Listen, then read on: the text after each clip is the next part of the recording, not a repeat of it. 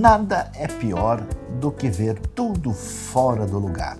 Bagunça é uma palavra que assusta. Imagine isso na vida prática, na vida real. É algo que nos leva, inclusive, a rir. Por isso, Jesus, confrontando os mestres religiosos do seu tempo, que estavam invertendo valores, disse: olha, vocês não sabem de nada, vocês estão coendo mosquito e estão engolindo um camelo. A pergunta é prática para a nossa vida. Como é que você organiza a sua vida? Qual é a sua prioridade? O que realmente tem valor? Será que você coloca Deus em primeiro, o seu próximo em segundo e você em terceiro, e a sua vida está no lugar certo? Não entre na inversão de valores.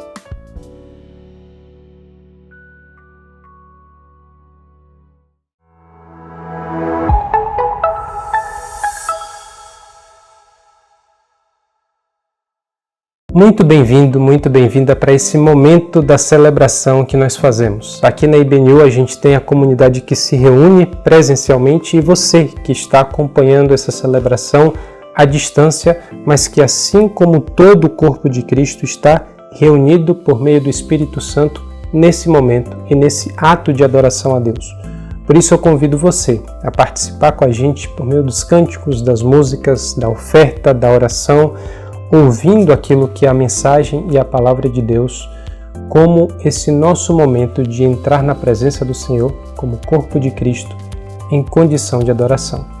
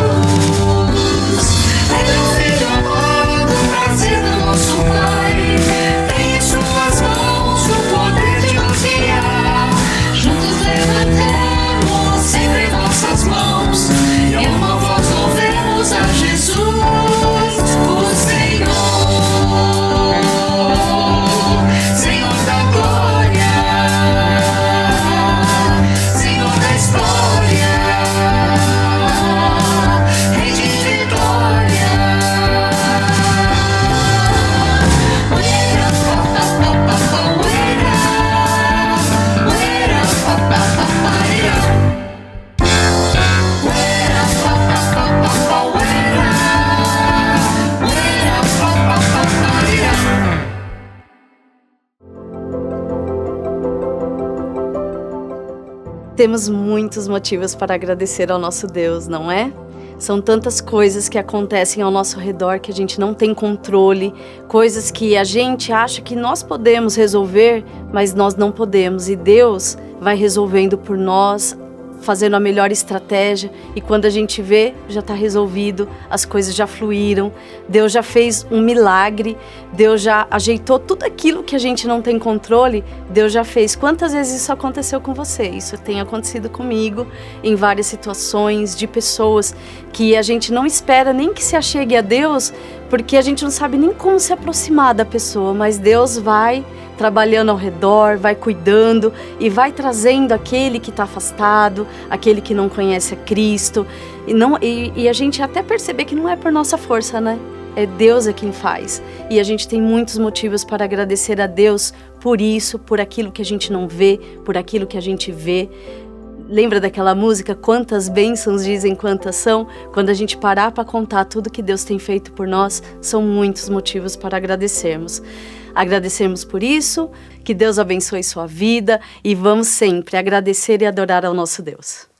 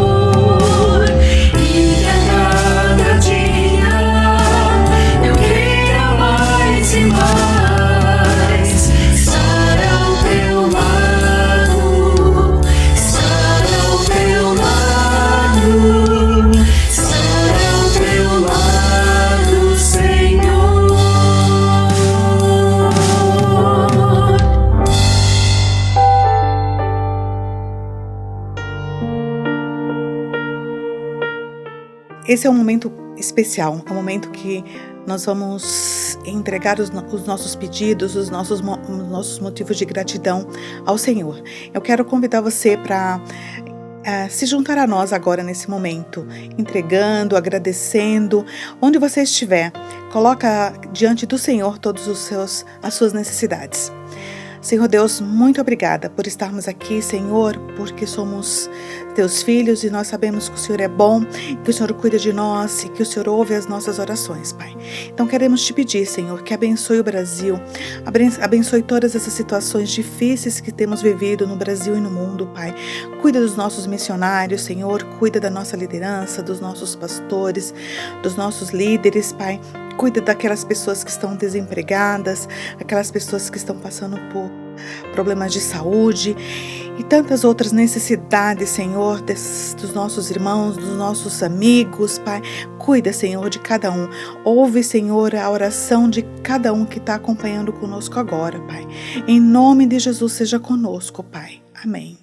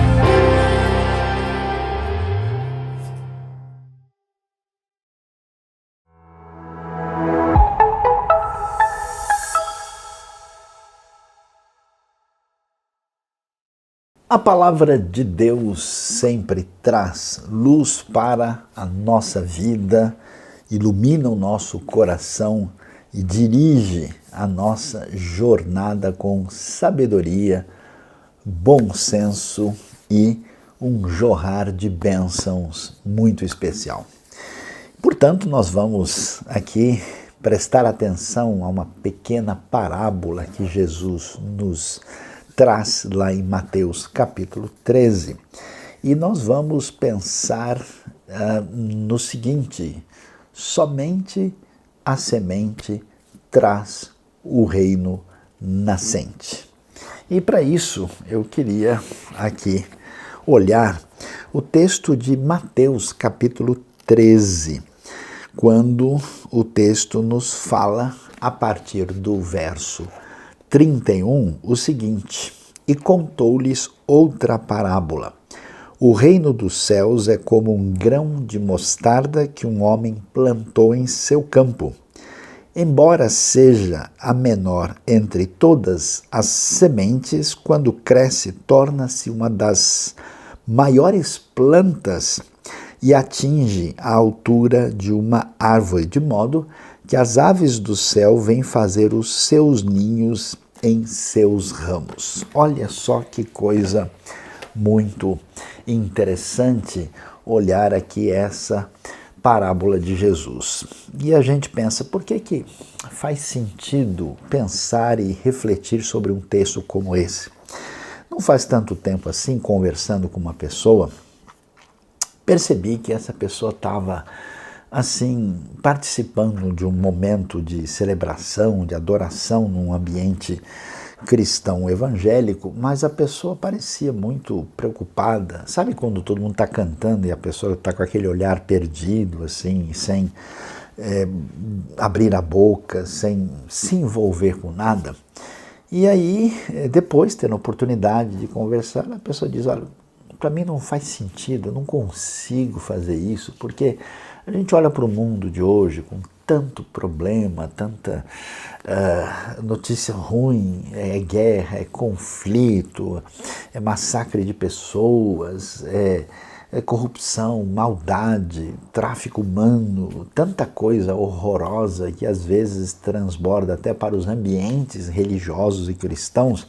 Então, quando eu entro assim, eu vejo o pessoal cantando, louvando, adorando, a gente fala: puxa, isso aí parece não fazer muito sentido, né? Por que a gente vai cantar contente se a gente parece que nem chegou a esse reino nascente que tem a ver com essa semente, Saião? Como é que a gente entende isso? Então vamos tentar refletir com base na palavra de Deus para pensar sobre esse assunto tão delicado. Em primeiro lugar, é importante a gente olhar aqui o livro de Mateus, né? Se você olhar direitinho, Mateus é um texto muito claramente organizado e estruturado para mostrar para o povo judeu, naquele contexto do primeiro século, que Jesus era o Messias prometido nas escrituras hebraicas. Então toda a organização de Mateus ela é profundamente voltada para esse ambiente judaico. Então, por exemplo, você tem em Mateus 5 mensagens principais, ou 5 discursos, se nós quisermos falar com mais exatidão. E esses 5 discursos existem porque nós temos 5 livros da lei, né? A Chumash, a Torá, o Pentateuco, né? Jesus é apresentado ali desde o começo uma genealogia que mostra que ele é filho de Abraão e que ele é filho de Davi. Inclusive a genealogia de Jesus tem 14, né, dos nomes que aparecem ali, porque 14 é um número que se tem no hebraico para a palavra David. Então você tem tudo bem pensadinho, né? Então você tem, por exemplo, né, o monte das bem-aventuranças, o lugar elevado em relação ao Mar da Galileia, que é paralelo do Monte Sinai. Você tem Moisés, você tem Jesus, você tem os 10 mandamentos, você tem as 8 bem-aventuranças. Então Mateus é tudo costurado assim. E aí quando você estuda o Evangelho como um todo, que tem 28 capítulos, você chega no capítulo 13. Você pode assim observar lá que você está num ponto central do Evangelho do ponto de vista literário, né? Você tem o que a gente chama de uma estrutura quiástica em Mateus, uma estrutura bem desenhada, e o ponto básico, a coluna assim, maior, está exatamente aí. Esse capítulo 13 é um capítulo cheio de parábolas. Essas parábolas que aparecem aqui, elas são muito interessantes. Você vai ver a parábola do semeador, a parábola do joio e do trigo, a parábola do grão de mostarda e, na sequência, do fermento, e depois vem as explicações, a explicação da parábola do joio, parábola depois do tesouro escondido, da pérola de grande valor, né? Parábola da rede que é lançada ao mar, e depois termina falando que um profeta não tem honra e reconhecimento na sua própria terra. Então, tudo isso é muito vital aí no Evangelho de Mateus. E aí, quando a gente chega nesses versículos que nós lemos, você tem essa parábola do grão de mostarda. E aí a gente pergunta, que coisa interessante é essa? Primeiro, vale a pena a gente ter uma ideia, né, do que é um grão de mostarda. Então, você vai poder ver aí na figura, veja o tamanho de um grão de mostarda, como ele é minúsculo. E você pode até perguntar, mas é verdade que ele é a menor semente que existe no planeta?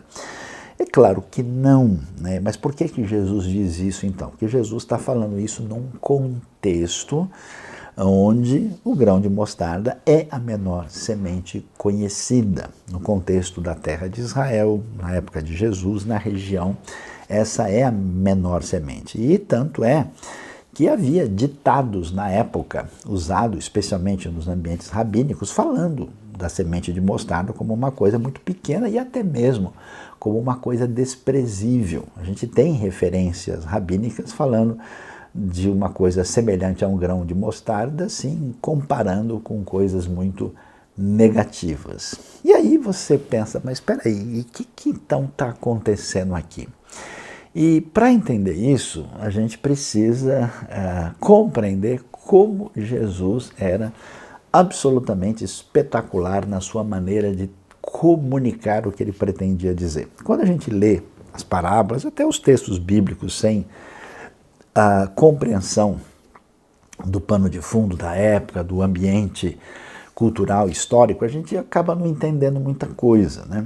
Mas assim, quando Jesus começa uma parábola, e no caso, é o caso dessas aqui, dessa parábola também, as pessoas param para ouvir tudo porque Jesus começa falando uma coisa muito inusitada. Quer ver um exemplo? Quando Jesus vai falar, por exemplo, do filho pródigo, ele começa dizendo, um pai tinha 2 filhos e de repente o mais novo chega e fala, escuta, eu quero a minha parte da herança. Só que isso não existe. Ninguém fazia isso. Se um filho pedisse a parte da herança, ele estava basicamente dizendo assim, eu quero ver o meu pai morto. Porque isso só era dividido após a morte do pai. Então todo mundo ficava chocado com isso e imediatamente passava a ouvir. Peraí, do que ele está falando? Então, quando Jesus começa a falar aqui, e ele vai fazer a referência do reino dos céus, né? Essa expressão que aparece em Mateus, né? Onde se usa a palavra uranos, que traduz o termo hebraico Shamaim, né? Malchut HaShamaim, o reino dos céus. Aí é mais caracterizado ainda do ambiente judaico, né? Porque Mateus evita falar reino de Deus, como aparece em outros evangelhos, por respeito maior ao nome de Deus, então prefere-se dizer reino dos céus. E aí ele diz um negócio assim muito estranho, o reino dos céus é semelhante, é como um grão de mostarda que um homem plantou no seu campo. Então qual é a questão que está aí? Pessoal, está preparado? Pode escutar? Ninguém plantava mostarda no seu campo. Isso simplesmente não era uma realidade. E até é importante, você vai agora ver a figura aí do que é um campo de mostarda que você tem, por exemplo, em Israel hoje. Essa é a mostarda, digamos, silvestre que existe ali, né? E que era utilizado, mas assim, não era absolutamente razoável alguém ter um campo de mostarda. Isso não existia, né? Você podia pegar a mostarda que nasce aqui num canto, num lugar ou outro, mas isso não era possível. E não era possível por quê? Porque, em primeiro lugar, as colheitas realmente significativas e importantes eram exatamente trigo, cevada, aquilo que era vital para o sustento da população. E como acontecia, a lei judaica, ou melhor, a lei bíblica, que nós temos lá em Levítico, capítulo 19, proibia colocar duas sementes plantadas no mesmo campo. E alguém vê isso e fala, nossa, que lei mais sem noção, é uma lei, parece uma superstição da época, mas não é bem o caso, né? A gente sabe, né, quem entende um pouquinho de agricultura, e quando você coloca duas plantas no mesmo solo, elas têm a necessidade de absorção de nutrientes muito diferentes uma da outra. E além disso, elas não têm a mesma época de colheita, então você acaba prejudicando as duas, na verdade, porque não funciona muito bem assim plantar ao mesmo tempo duas sementes. Por isso a lei era sábia. E particularmente naquele ambiente semiárido à volta, e até mesmo desértico, isso era muito importante e vital. E além disso, como você viu, a mostarda não é, como algumas versões apresentam, uma hortaliça, né? E não é exatamente uma árvore, ela é uma planta, que alguns chamam como se fosse uma planta de jardim, como se fosse uma planta aí mediana, né? Só que ela era conhecida por ser uma planta que enraizava e se multiplicava rapidamente. A gente até poderia, olhando para essa mostarda, dizer isso aqui funciona como uma erva daninha. Por isso ela era tão mal falada nos ditados e desprezada. Aí você imagina, chega Jesus, afirmando, né, ser ele o profeta, o Messias, e aí ele vai falar do reino de Deus esperado. Que reino é esse? É um reino do filho de Davi, é um reino do Messias, ele vai derrotar os romanos, ele vai colocar o mundo em ordem, ele vai fazer as coisas de tal maneira que a gente vai poder louvar e adorar de novo. Lembra do meu amigo lá que não conseguia cantar? Pois é, agora ele poderia. Aí Jesus começa a falar, olha, esse reino é igual um indivíduo que tem um campo que ele plantou, diz o texto, né, semente de mostarda, um grão de mostarda. Aí o pessoal, tipo assim, peraí, deixa eu esfregar os meus olhos e abrir bem meus ouvidos para ver se eu estou escutando alguma coisa que faz sentido. O que esse homem está dizendo lá? Esse rabino da Galileia já é muito estranho, e ainda ele começa a dizer essas coisas, então de onde vem essa ideia? Então olha que coisa interessante. Esse negócio de um grão plantado que vai se tornar uma árvore grande e que vai ter desdobramentos, e como a gente leu no texto, que as aves vão se aninhar e se refugiar ali, essa história é mais antiga do que a gente conhece. Para entender o que Jesus está falando, a gente precisa ir lá atrás e olhar, por exemplo, o que alguns textos do Antigo Testamento falam a respeito desse tema. No livro de Ezequiel, capítulo 31, tem uma palavra dada da parte de Deus pelo profeta para o faraó, o rei do Egito.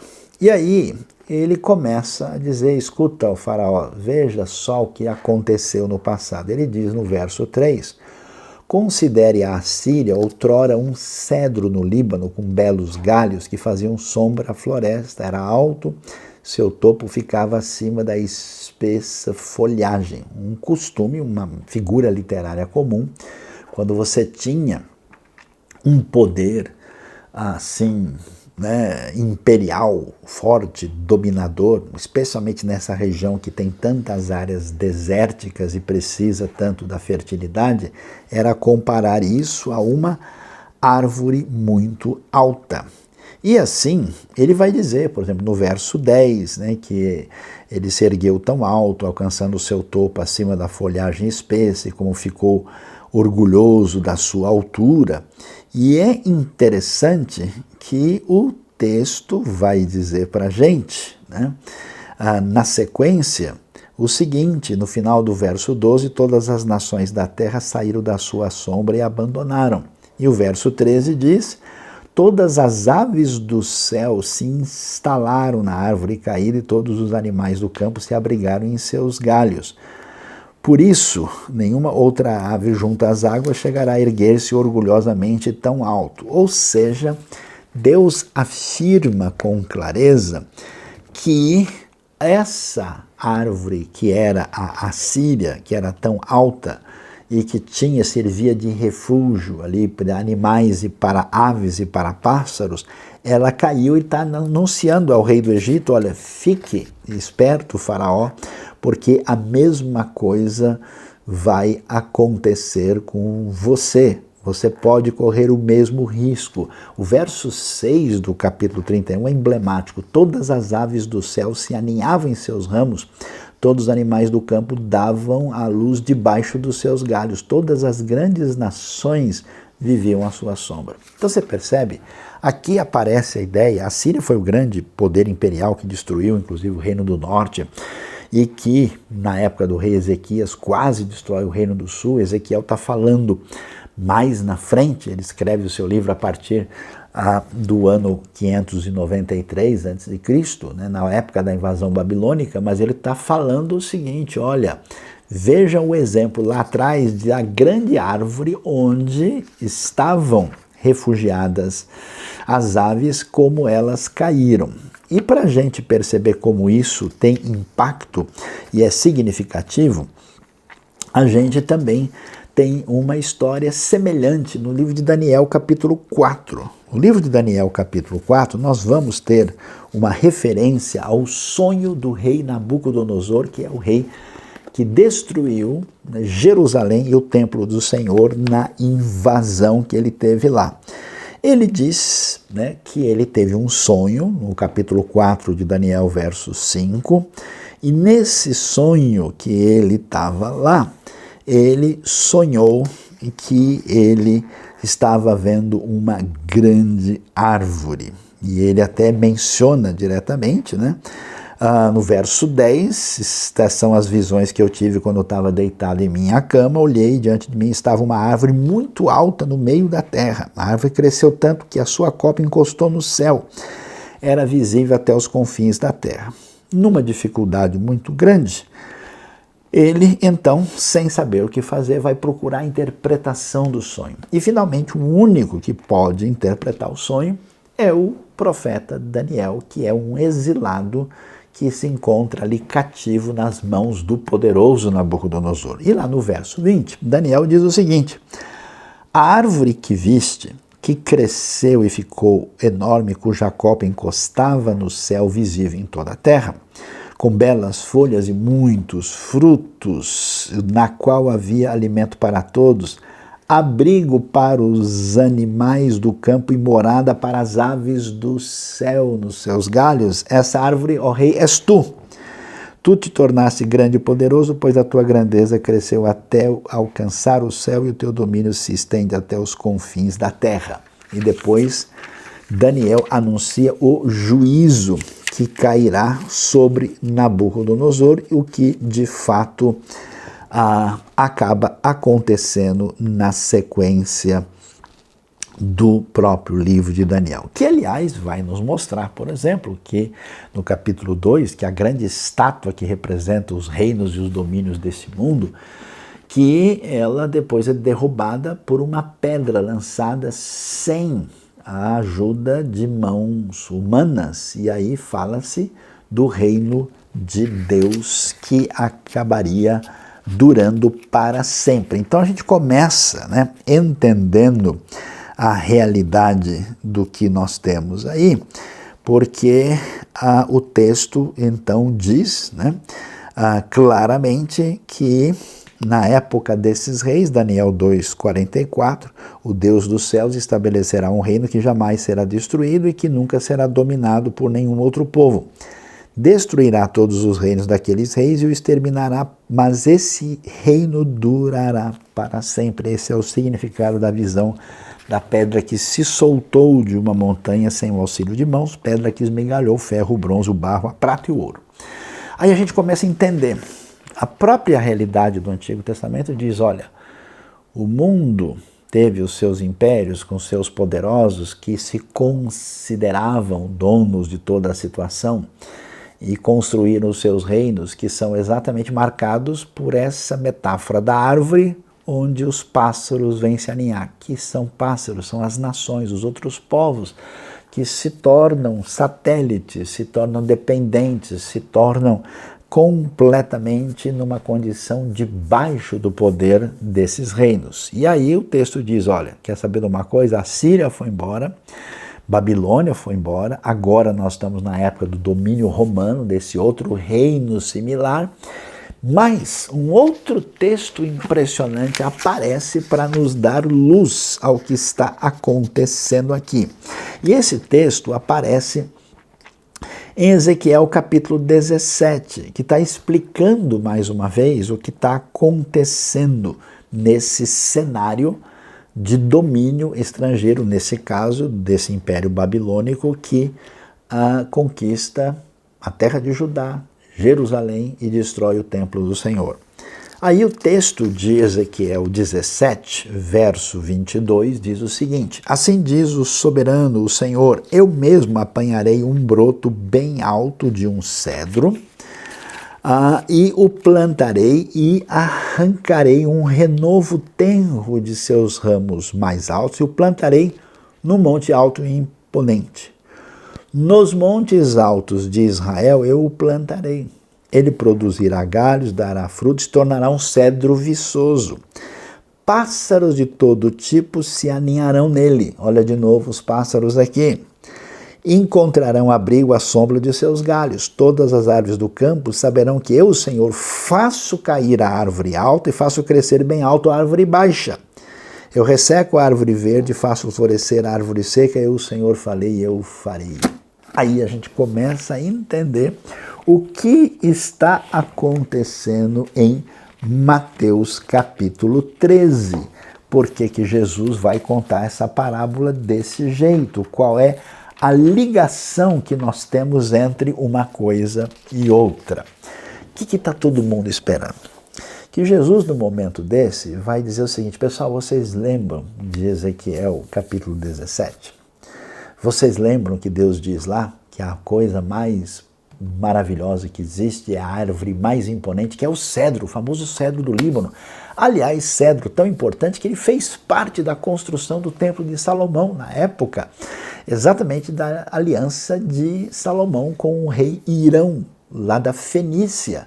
E aí nós temos esse momento espetacular. Então era para Jesus dizer o seguinte: pessoal, não demora a hora, quando o reino dos céus vai se tornar realidade, conforme Ezequiel, que diz que foi colocado lá um tenro broto que vem da árvore elevada do cedro, nos montes de Israel, no monte elevado que está lá, que é uma referência ao monte do templo, ao Monte Sião, em Jerusalém, e aí sim, ele vai florescer, e a árvore alta é derrubada e Deus faz levantar a árvore baixa, ou seja, está claro, ó, Deus derrubou a Síria, Deus derrubou a Babilônia, Deus derruba os poderes que são dominadores e opressores, e ele construirá seu reino a partir do que ele está construindo na história de redenção no contexto de Israel. E aí Jesus chega e diz o quê? Pessoal, sabe o reino dos céus? Aí que o negócio é interessante. Ele é parecido, ele é como um grão de mostarda que um homem plantou no campo. Aí o pessoal fala, peraí, eu estava esperando o cedro, eu estava esperando, olha, lembra? O reino dos céus é semelhante a um cedro do Líbano que nos faz lembrar da glória do templo de Salomão. E por isso ele vencerá os inimigos e nós seremos felizes. E aí sim, nós poderemos louvar e adorar a Deus e fazer festa, porque é a vitória do reino. Mas o que Jesus vai dizer? Ele vai nos surpreender. Primeiro, ele vai dizer, pessoal, não pense que o reino de Deus vem com cara de cedro. Não, ele vem de uma maneira que é grão de mostarda. Ou seja, ele é absolutamente inesperado. A maneira que Deus age na construção da sua redenção não tem nada a ver com planos humanos. Não tem nada a ver com a nossa expectativa, não tem nada a ver com a organização da nossa lógica. É aquilo que o famoso literato britânico, o C.S. Lewis falou, olha, o Evangelho, depois de estudar a literatura do mundo anglo-saxão e de vários outros grupos do mundo, ele chegou a dizer, olha, o Evangelho é contra-intuitivo. Aquilo que a gente tem lá, você não encontra paralelo em cultura nenhuma. Parece uma coisa que nunca veio da cabeça humana. Então, nesse sentido, o Evangelho é, por definição, surpreendente, inusitado e inesperado. E é isso que Jesus começa a dizer, olha, todos vocês estão achando que Deus vai agir numa lógica que vocês estão esperando, que vocês estão achando que a solução para a gente é de natureza política, vocês estão achando que a nossa solução é de natureza militar, natureza econômica, e vocês querem um reino de Davi, um reino que evoca um recente momento positivo dos macabeus e asmoneus. O reino de Deus chega de uma maneira totalmente inesperada.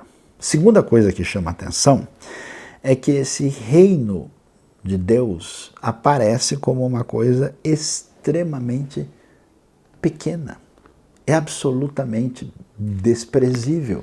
Para quem está esperando alguém aqui que se apresenta como profeta, como rei, e que depois vai ter conotações sacerdotais em relação ao pecado humano, e que vai se apresentar como, inclusive, o Emmanuel, né, o Deus conosco, chegar para reinar, a gente espera que vai ser um reino assim absolutamente vencedor e avassalador, mas ele chega de uma maneira em que nós temos a menor das sementes. A gente não pode acreditar que isso aqui vai ter resultado muito significativo. E você olha bem para a proposta do reino de Deus. Como é que Deus age na construção da história da redenção? Por que que a gente deve mais do que admirar isso? Porque ele vem com um indivíduo só, que é o próprio Jesus, que no contexto da época ele é um rabino de terceira categoria, que não está no radar dos mais importantes e valiosos que dominam o cenário religioso de Jerusalém, que está lá acompanhado de uns pescadores e de um cobrador de imposto detestado por todo mundo, e ele está lá na beira do lago da Galileia, num lugar absolutamente secundário.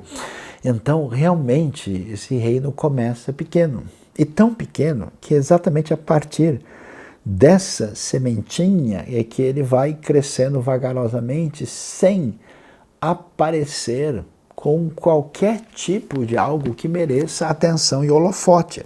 Por isso que na sequência, inclusive, o texto vai dizer do verso 33 que o reino de Deus é semelhante ao fermento que uma mulher tomou, misturou numa grande quantidade e depois toda a massa ficou fermentada. Então esse reino inesperado, esse reino totalmente imprevisível, inusitado, também é um reino minúsculo, é um reino absolutamente pequeno. Mas o que chama a atenção é que quando essa sementinha cresce, ela se torna uma das maiores plantas. Uma frase, uma expressão, uma palavrinha do grego que chama a atenção, porque ela às vezes é traduzida em muitas versões por hortaliça. Mas, de fato, a semente, a mostarda, que é essa mostarda que a gente viu aí, que é chamada mostarda preta, que é a mostarda comum que existe na região, essa mostarda, ela não é assim uma hortaliça, é que a palavra pode significar isso, mas assim, de modo geral, é como se fosse uma planta de jardim, planta, não exatamente uma planta ornamental, mas uma planta de quintal, vamos assim dizer, E aí essa planta, ela cresce, ela se desenvolve, e em relação à sua semente, ela cresce bastante. Ela pode chegar a 1,5 metro, às vezes pode crescer até 1,80 m e tal, mas aí de repente você vê uma coisa meio estranha, porque o texto vai dizer que essa árvore, que essa planta, ela atinge a altura de uma árvore. Aí você tem a palavra árvore, que é a palavra dendron, e árvore mesmo, e isso é raro, ela não acontece, isso é muito difícil. Por que a palavra árvore aparece aqui? A palavra árvore é colocada não porque o texto pretenda ser uma aula de botânica e as pessoas que leem a Bíblia com olhos errados e falam, não, Jesus está falando que é a menor semente, mas não é a menor do mundo. E na verdade ela não é exatamente hortaliça, não, mas ela não se torna como uma árvore, mas ela não é árvore, então a questão não é essa.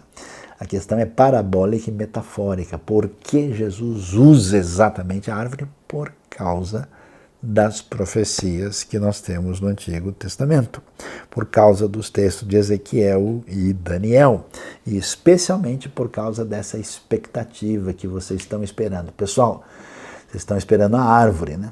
Vocês estão esperando esse reino que floresce como uma árvore que atinge os céus. Ok, beleza, é isso mesmo. Só que isso não acontece do jeito que vocês pensam. A maneira como Deus procede tem a ver com o grão de mostarda, e agora eu vou dizer que a árvore é essa porque tem relação com o que aconteceu lá atrás, e esse reino é essa planta que se torna praticamente uma árvore. E o que é importante? Que as aves do céu vão vir aninhar-se nos seus ramos, ou seja, as aves do céu são as nações, os povos. Então Jesus, no momento desse, especialmente quando ele está sendo, em Mateus, cada vez mais resistido, especialmente pela liderança religiosa, vai começar um momento de intolerância, depois de rejeição e até a sua morte e condenação. Isso ganha um contorno muito particular e especial. E aí o que a gente descobre de especial nesse reino dos céus que chega com o Messias Jesus? É que essa semente, esse grão de mostarda, ele é, conforme a sua planta, tremendamente invasivo. Isso chama atenção, porque esse é o problema. A mostarda, com facilidade, ela se espalha por toda parte. Ela vai de uma maneira, e essa é uma razão porque, num certo sentido, as pessoas da época tinham ditados tão negativos, porque era como uma erva daninha. Então, o reino que é inesperado, imprevisível, inusitado, que é minúsculo, que é tão pequeno, ele também é altamente poderoso para ser disseminado. Ele é tremendamente invasivo, e invasivo de maneira silenciosa. Tem tudo a ver com o que acontece na sequência do texto, quando o texto vai falar que o reino de Deus é como o fermento. O fermento também deixou lá, dormiu à noite, de manhã o fermento fez o efeito e ninguém viu como foi, em que velocidade, como é que aconteceu. Tudo acontece em silêncio. Por quê? Porque o reino de Deus funciona de maneira diferente. Funciona como aconteceu na história.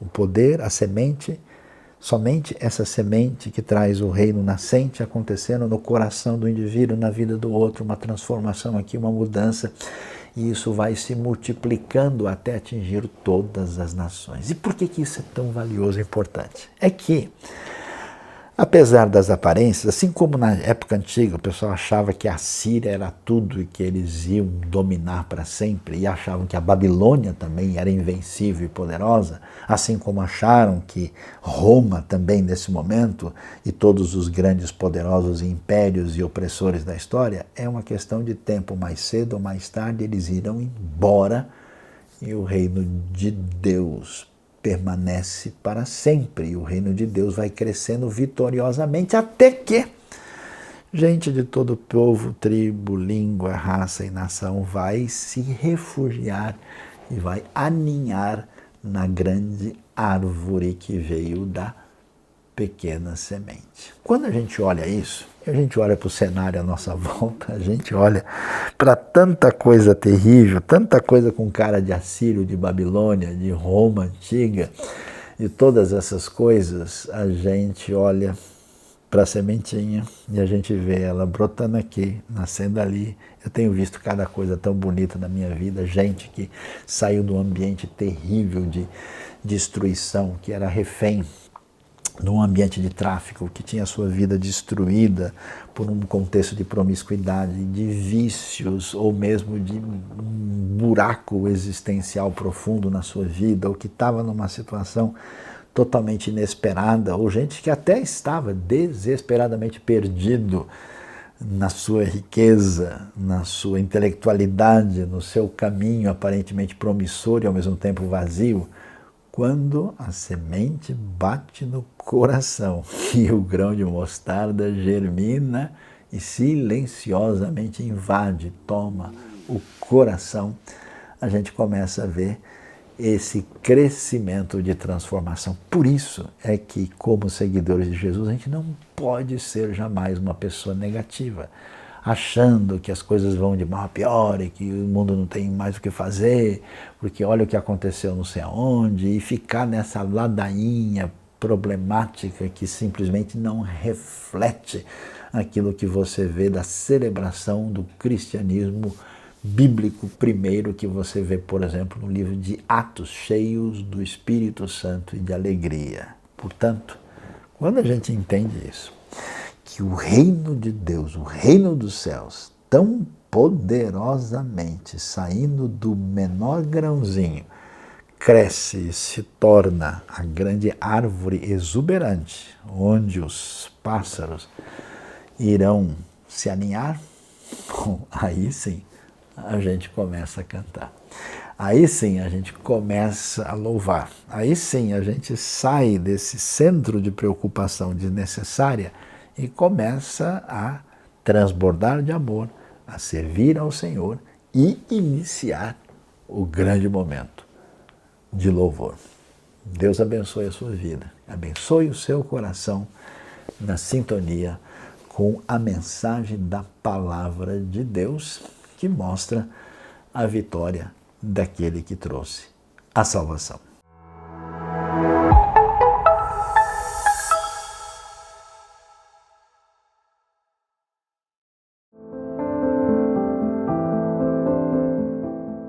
A IBNU tem desenvolvido vários projetos aqui na cidade de São Paulo, em várias regiões do Brasil, em várias partes do mundo. É impressionante nós vermos como a mão de Deus tem nos guiado, tem nos conduzido, ainda que a gente seja relutante, cabeça dura muitas vezes, mas Deus tem aberto portas para a gente entrar que nós nunca imaginaríamos.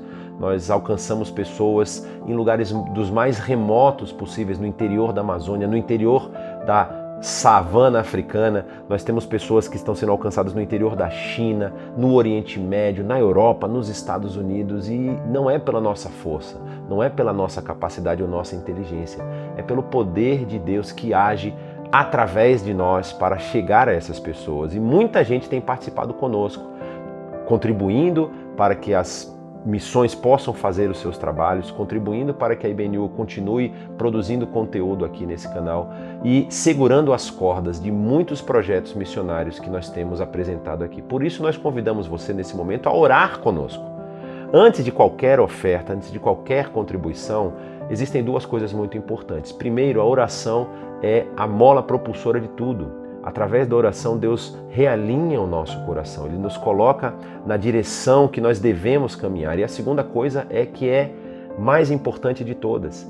Deus não precisa dos nossos recursos. Ele nos dá a oportunidade de abençoarmos a vida das pessoas com aquilo que Ele entregou na nossa mão. E você tem essa oportunidade nesse momento, mas vamos orar, pedindo que Deus fale conosco e nos oriente nesse momento. Senhor, te agradecemos por tudo aquilo que o Senhor tem feito através da IBNU, as vidas que têm sido abençoadas, os relatos que nós ouvimos e principalmente, Senhor, o despertamento de pessoas para não apenas agirem, irem nesses lugares para abençoar, mas também contribuírem com outros projetos em várias partes do mundo. Por isso te pedimos, Senhor, que o Senhor realinhe o nosso coração através da ação do Teu Espírito, para que a nossa vida caminhe de acordo com a Tua vontade, com aquilo que o Senhor tem para nós. Abençoa a vida dos nossos missionários, abençoa a vida daqueles que têm contribuído, abençoa a vida também da IBNU, para que os recursos sejam aplicados de forma sábia para abençoar e alcançar as pessoas com o Teu amor e com a Tua graça. Assim oramos, no nome do Teu Filho amado Jesus. Amém e amém.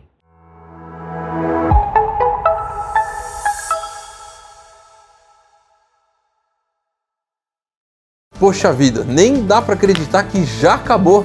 Foi tão rápido tudo. Quanta coisa boa que nós pudemos experimentar e viver, né? E agora você é desafiado para, durante essa semana, continuar refletindo a glória de Deus, a pessoa de Deus, nos seus relacionamentos, seja no seu trabalho, seja na sua família, seja onde você estiver. E você pode fazer isso, inclusive, aproveitando tudo isso que você aprendeu e viveu aqui nessa nossa celebração, compartilhando com outras pessoas. Envia o link para todo mundo, seus grupos de WhatsApp, coloca nas suas redes sociais. Isso ajuda bastante. E se você ainda não segue a gente nas redes sociais, se inscreve no nosso canal do YouTube, Instagram e Facebook. Até o próximo domingo.